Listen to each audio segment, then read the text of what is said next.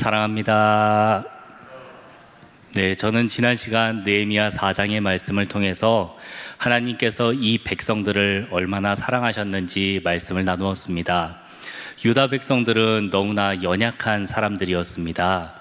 유다 백성들은 이방인들의 지극히 작은 언어 공격에도 그들이 짓고 있던 성벽을 다 내버려 놓고 뿔뿔이 흩어질 정도로 연약한 사람들이었습니다. 그러나 하나님께서는 그 연약하고 또 이 작은 공격에도 무너지는 이 유다 백성들을 사랑하셨습니다. 그들을 위해 싸울 준비가 되셨고 그들과 함께 하셨습니다. 이방인들이 유다 백성들을 무너뜨리려 하면 할수록 하나님은 이 백성을 다시 견고하게 세우셨고, 이방인들이 이 백성을 흩으려 하면 할수록 하나님께서는 이 백성을 다시 모으시고 또 이들이 짓는 성벽을 하나로 연결되게 하여 견고하게 만드셨습니다. 이렇게 유다 백성들은 지극히 연약한 가운데서도 하나님이 그들과 함께 하신다는 것을 경험했습니다. 사랑하는 여러분, 유다 백성들은 이렇게 하나님을 경험하고 하나님은 이 유다 백성들과 함께 하실 준비가 되어 있는데요, 오늘 우리는 이 하나님과 함께 할 준비가 되어 있습니까? 하나님과 함께하고 그 하나님의 뒤를 따라갈 준비가 되어 있는지 우리가 함께 생각해 보며 오늘 말씀으로 들어가길 원합니다.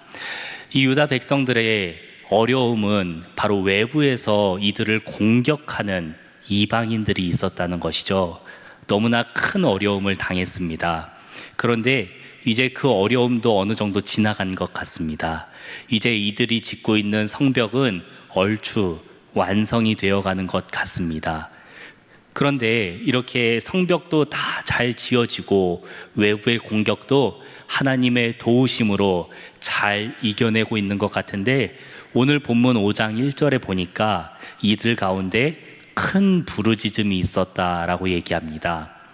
이 큰 부르짖음이 얼마나 심각한 부르짖음이었을까, 이전에 이 기록이 어디에 쓰였을까, 이런 표현이 어디에 사용되었을까 찾아보니까 애굽에서 이스라엘 백성들이 나올 때 사용된 표현이더라고요. 애굽에서 이스라엘 백성들이 나올 때 하나님이 그 땅에 10가지 재앙을 내리셨잖아요. 그런데 그 10가지 재앙 중에 마지막 10번째 재앙이 바로 이스라엘 백성들을 제외한 그 땅에 있는 모든 애굽 사람들의 장자가 죽는 재앙이었습니다. 심지어 짐승의 첫 번째 난 것들도 죽었습니다. 그 큰 재앙이 있고 났을 때 그 땅에 큰 부르짖음이 있었다라는 기록이 출애굽기에 남아 있습니다. 그런데 그 큰 부르짖음이 오늘 느헤미야 5장 1절에서 사용됩니다. 얼마나 이 땅에 큰 어려움이 닥쳤길래 장자가 다 죽었을 때 사용된 그 표현이 다시 사용됐을까요? 뿐만 아니라 이제 남성들만 부르짖는 게 아니라 부녀들도, 그들의 아내들도 함께 큰 소리로 부르짖으면서 이 힘든 상황 속에서 이들이 하나님을 찾고 막 크게 부르짖으며 울었다는 것을 알 수 있습니다. 과연 이들에게 어떤 어려움이 있었던 걸까요? 이제 외부에서 공격하는 이 공격은 잦아든 것 같은데, 이겨낸 것 같은데 과연 무엇이 그들을 힘들게 했는지 오늘 저희가 함께 나눈 느헤미야 5장 말씀 전체를 살펴보면 한 3가지 정도 이들이 어려움을 겪었다는 것을 발견할 수 있습니다. 첫 번째는 이 땅에 흉년이 들었다는 것입니다. 이 땅에 먹을 것이 부족한 흉년이 들어서 이 백성들이 먹을 것을 구하는데 어려움을 당했습니다. 이 포로기한 공동체의 이야기를 다룬 다른 성경, 학개서나 이런 성경에도 보시면은 이때에, 이 당시에 흉년이 있었다는 기록을 어렵지 않게 발견할 수 있습니다. 그러니까 이 땅에 흉년이 들어서 사람들이 먹을 것을 잘 못 구했는데요, 이게 얼마나 극심했냐면은 먹을 것을 그냥 먹고 살기 위해서 자기의 밭과 포도원이라는 큰 재산을 저당 잡혀야 먹을 것을 겨우 구할 수 있을 정도로 정말 큰 흉년이었다는 것을 이 본문을 통해 발견할 수 있습니다. 오늘 우리가 그냥 편하게 밥을 먹고 음식을 먹잖아요.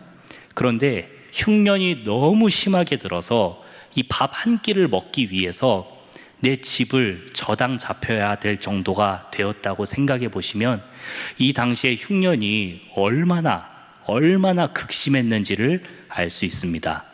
두 번째 문제는 이 땅에 세금이 너무나 막중했다는 것이에요.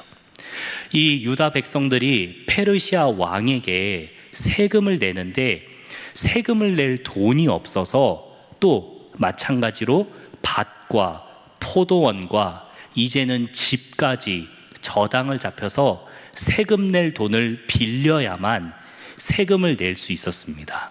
그러니까 세금이 얼마나 많이 거쳐졌는지 알 수 있습니다. 이 당시의 문헌을 살펴보면 페르시아 제국이 전쟁을 준비하기 위해서 은금 회수 정책을 펼쳤다고 해요. 그들이 다스리는 여러 나라들을 많은 세금을 거두어 가지고 전쟁을 준비하려고 했어요. 그래서 많은 세금을 거뒀는데 이게 두 번째 이 땅 백성들이 크게 부르짖었던 이유입니다. 그러니까 양식도 구하기 어렵고 나라에 내야 되는 세금도 내기 어려운 정말 이중고에 시달리는 지금 상황이죠. 그런데 이런 이유들이 이 백성들이 큰 부르짖음을 하는 원인이 아닙니다. 1절 끝부분에 보면은요, 이 백성들이 크게 부르짖어서 원망을 하는 대상은요, 페르시아 제국이 아니고요, 바로 동족들입니다. 이 동일한 유다 동족들이 바로 높은 이자를 취해서 이 백성들이 가진 밭과 포도원과 집을 저당 잡히고 양식과 돈을 빌려주는데 이게 너무 심했던 거예요. 그러니까 이 높은 이자를 받고 동족들에게 물건을, 양식을 빌려주는 게 너무나도 마음이 아프고 힘들었기 때문에 이 백성들이 부녀들까지 나와가지고 크게 부르짖을 정도로 이 당시 상황이 힘들었다는 것을 우리가 본문을 통해 발견할 수 있습니다. 이렇게 세 가지 정도 이 백성들이 정말 힘들었구나 라는 사실을 발견했는데요, 특별히 이 세 번째, 동족들에게 높은 이자를 받고 물건과 양식을 빌려주는 이 행위가 너무나도 이 땅을 아프게 만드는 거예요. 너무 속상하고 상처 입게 만드는 거죠. 그래서 이 백성들이 지금 그것 때문에 큰 소리로 부르짖고 있는데요. 그런데 여러분, 이 말씀 속에서 또 계속 살펴보면은요, 이 당시에 이자를 받으면서 물건이나 양식을 빌려주는 것이 아주 이상한 일이 아니라는 걸 알 수 있습니다. 10절 말씀에 보시면은 느헤미야도 이자를 받고 물건을 빌려줬어요. 느헤미야와 함께하는 느헤미야의 측근 사람들도 이자를 받고 사람들에게 양식을 빌려줬습니다. 그러니까 이 이자를 받고 무언가를 빌려준다라는 이 행위는요, 특별하게 나쁜 몇몇 사람들만 하는 게 아니라 그냥 보편적으로 이 상황에서 너도 나도 다 하는 행동들이었던 거예요. 그래서 이 행동이 이 사람도 하고 저 사람도 하는 그런 행동이었는데요. 사랑하는 여러분, 이렇게 너도 나도 누구나 쉽게 자연스럽게 이상하지 않게 하는 이 행동 때문에 바로 이 땅의 백성들이 울부짖게 되었던 거죠. 속상하고 상처 입고 이것 때문에 동족을 원망하기에 이르렀던 겁니다. 이상하지 않은 바로 이 행동 때문에 동족이 서로를 원망하고 이 외부의 공격도 잘 막아내고 성벽을 잘 짓고 있었는데 바로 이 행위 때문에 이 백성들이 정말 무너지고 멸망할 위기에 놓였던 거예요. 그래서 이것을 보다 못한 느헤미야가 대회, 그러니까 모든 사람들을 모아서 그 높은 이자를 받는 귀족들과 민장들, 즉 지도자들입니다. 지도자급 되는 이 리더들에게 호통을 치면서 그들을 책망하면서 이렇게 권면했습니다. 너희가 백성들에게 받은 100분의 1을 돌려보내라 라고 얘기하죠. 너희가 백성들에게 받은 것의 100분의 1 얼마나 될까요? 어떻게 생각하면 많을 수도 있고 어떻게 생각하면 적을 수도 있습니다. 그런데 이들에게는 100분의 1을 돌려보내야 하는 의무는 없습니다. 그러면 과연 이들은 느헤미야의 말에 어떻게 반응했을까요? 아니, 당신이 뭔데? 우리가 합당하게 이자를 받고 돈을 빌려준 건데 당신이 뭔데? 돌려줘라, 마라, 이렇게 말하는 거야 라고 얘기해도 이상하지 않은 상황입니다. 그런데 놀랍게도 이 민장들과 또 귀족들이요, 100분의 1을 돌려보내겠다고 순수하게 대답합니다. 왜 그런지 살펴보니까요, 느헤미야가 자기와 자기의 측근에 있는 사람들에게는 더 높은 수준의 권면을 하기 때문입니다. 그것은 무엇이냐면, 너희는 받은 것의 100분의 1을 돌려보내라 라고 말하면서 자기와 자기의 측근에 있는 사람들, 그리고 자기 휘하에 있는 사람들에게는 뭐라고 얘기하냐면, 우리는 우리 동족들에게 빌려준 것의 이자를 아예 받지 말자 라고 얘기합니다. 여러분, 정말 이 100분의 1을 돌려보내는 것보다 훨씬 더 높은 차원의 선포 아닙니까? 이자를 아예 받지 않고 물건을 빌려준다는 얘기는요, 나에게 아무런 유익이 없는 것을 넘어서서 손해를 보는 것 정도에 해당하죠. 내가 빌려준 물건을 언제 어떻게 다시 받을 수 있을지 확신도 없지 않습니까? 정말 먹을 것이 없는 사람에게, 세금을 못 내는 사람에게 양식과 돈을 빌려주는데 그것을 어떻게 돌려받을 수 있다고 확신할 수 있겠습니까? 그런데 느헤미야는 그것을 말한 거예요. 우리는 아예 이자 받는 것을 그치자라고 말했어요.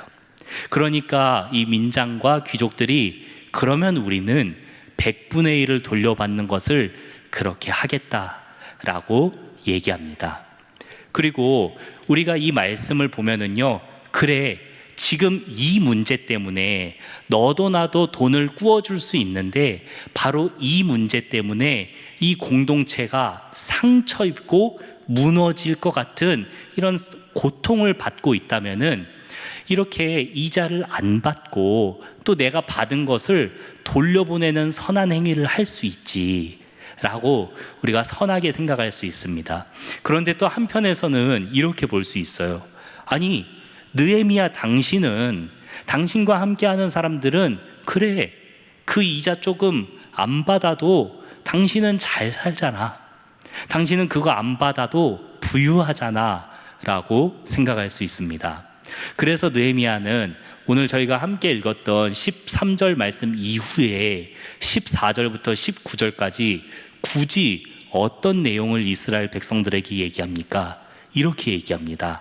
나와 내 형제들, 그러니까 나와 같이 페르시아에서 온 사람들, 페르시아의 녹을 먹고 있던 사람들은 유다에서 있는 동안에 페르시아의 녹을 먹지 않았다라고 얘기합니다.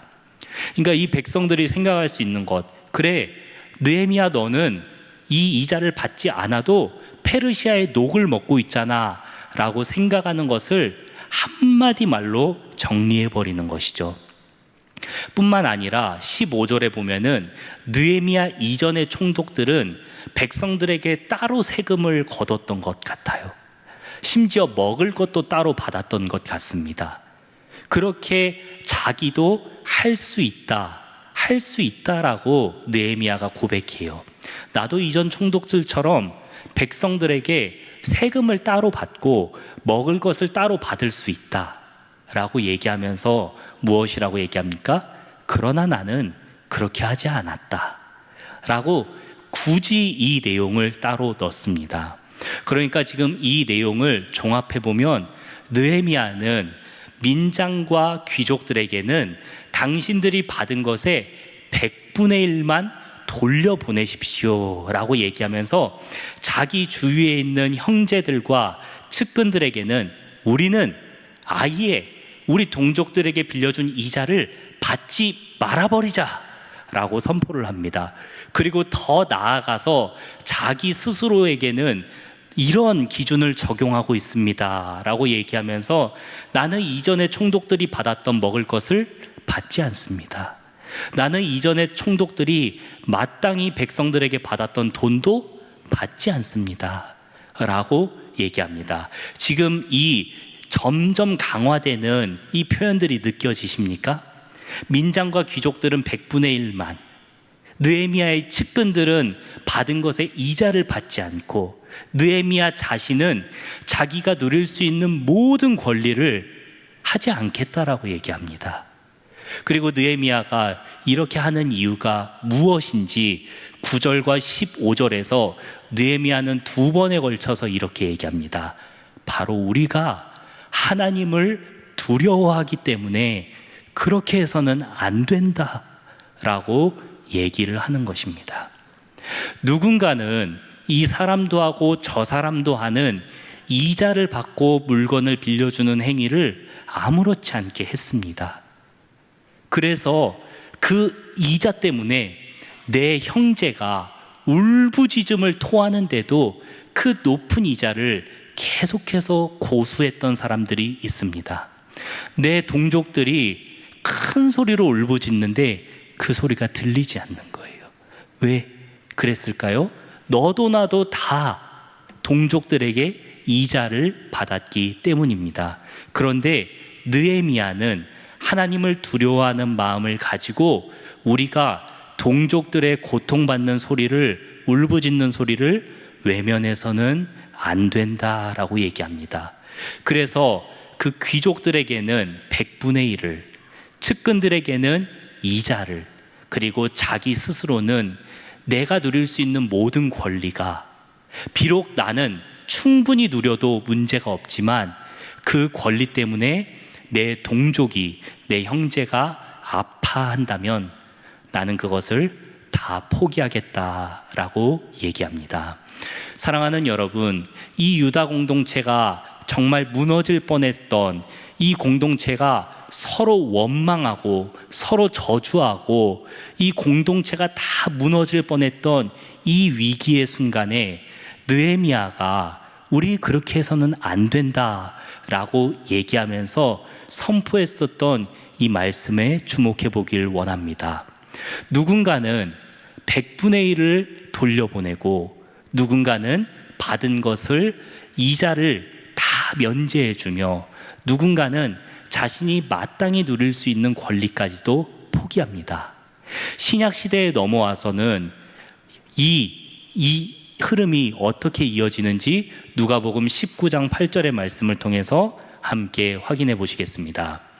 삭개오가 서서 주께 여짜오되 주여 보시옵소서, 내 소유의 절반을 가난한 자들에게 주겠사오며 만일 누구의 것을 속여 빼앗은 일이 있으면 내 갑절이나 갚겠나이다. 아멘. 예수님을 만난 삭개오는요 100분의 1을 넘어서 받은 것의 이자를 넘어서 내가 가진 것의 절반을 팔아서 흘려보내고 나누어 주겠다고 고백했습니다. 그리고 느헤미야는 내가 가진 모든 권리를 포기하겠다고 얘기했습니다. 그렇게 할 수 있었던 이유가 무엇입니까? 바로 그들이 하나님을 만나고 하나님을 두려워했기 때문입니다. 사랑하는 여러분, 말씀을 맺겠습니다. 오늘 이 시간 우리가 함께 받은 말씀을 정리해 볼 때 하나님을 만나고 하나님을 경험한 사람들은 이러한 고백들이 마음에서 솟아 나온다는 것을 발견할 수 있습니다. 어떤 사람은 하나님을 만나고 내가 취할 수 있는 것의 100분의 1을 흘려보내겠다고 고백하는 사람이 있어요.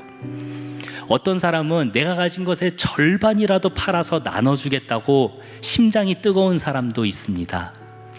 어떤 사람은 지금 내 코가 석잔데 난 그래도 이 받은 은혜와 사랑이 너무 커서 하나님의 나라와 교회를 위해 봉사하고 싶다고 고백하는 사람도 있습니다. 이런 사람들의 공통점은 하나님을 만나고 그 하나님의 사랑을 경험했다는 것입니다.